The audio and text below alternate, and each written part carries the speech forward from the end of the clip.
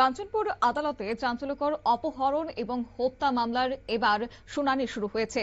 হত্যার চেষ্টা মামলার শুনানি চার্জশিট নিয়ে পুলিশের ভূমিকায় প্রশ্ন তৈরি হয়েছে। উত্তর ত্রিপুরা জেলার বহুল আলোচিত অশ্বিনী শুক্লবৈদ্য অপহরণ ও গলা কেটে হত্যা চেষ্টার মামলায় আজ কাঞ্চনপুর আদালতে গুরুত্বপূর্ণ শুনানি অনুষ্ঠিত হয়েছে।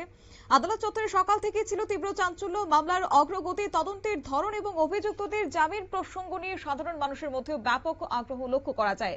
তবে এদিনের এই শুনানিতে অভিযুক্তের পক্ষে হয়ে উপস্থিত ছিলেন সরকারি উকিল শ্যামল কুমার দাস এবং রাজ্যের পরিচিত হাইকোর্টের আইনজীবী দেবদাস বক্সী। শুনানি শেষে তারা সংবাদ মাধ্যমের সামনে মামলার বিভিন্ন গুরুত্বপূর্ণ দিক তুলে ধরেছেন। কি রয়েছে বিস্তারিত শুনুন।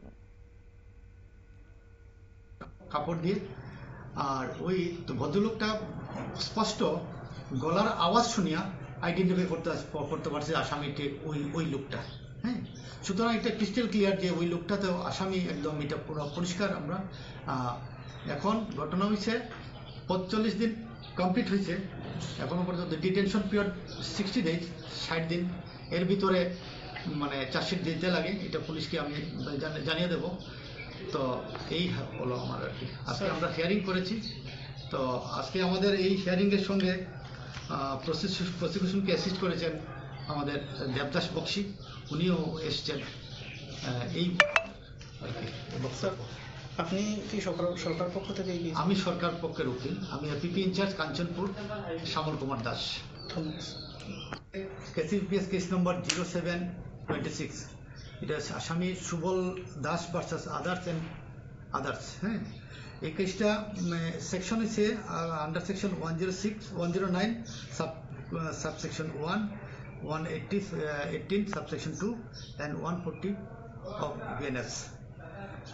এই কেসটা দীর্ঘ 45 দিন থেকে আসামি জেলে আছে। কেসটা মূলত কম্বলটিলা, কাঞ্চনপুর কম্বলটিলা নামে একটা জায়গাতে, ওইখানে একটা ব্যবসার সূত্র নিয়ে ঘটনা। এবং ওই ভদ্রলোককে ইয়ে করছে, কি হয়, কিডন্যাপ করছে, কিডন্যাপ করে নিয়ে গেছে। একদিকে সরকারি উকিল শ্যামল কুমার দাস তিনি বলেন যে আক্রান্ত ব্যক্তির বয়ান অনুযায়ী তাকে কাপড় দিয়ে মুখ বেঁধে অপহরণ করে নিয়ে যাওয়া হয় এবং পরে হত্যার চেষ্টা চালানো হয়েছে। তিনি জানান আক্রান্ত ব্যক্তি হামলাকারীদের কথাবার্তা ও কলার টেনে শুনে যাদের নাম উল্লেখ করেছেন তারাই এই মামলার নির্দিষ্ট আসামি হতে পারেন বলে প্রাথমিকভাবে ধারণা করা হচ্ছে। পাশাপাশি হাইকোর্টের আইনজীবী দেবদাস বক্সী তিনি বলেন যে কাঞ্চনপুরের ক্ষেত্রে একটি বৃহত্তর ও অত্যন্ত সংবেদনশীল ঘটনাটি ঘটেছে।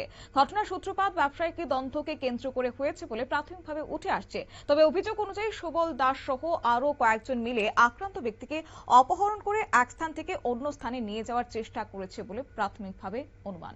নিয়ে নিচ্ছি ছোট্ট একটি বিজ্ঞাপন বিরতি, সঙ্গে থাকুন।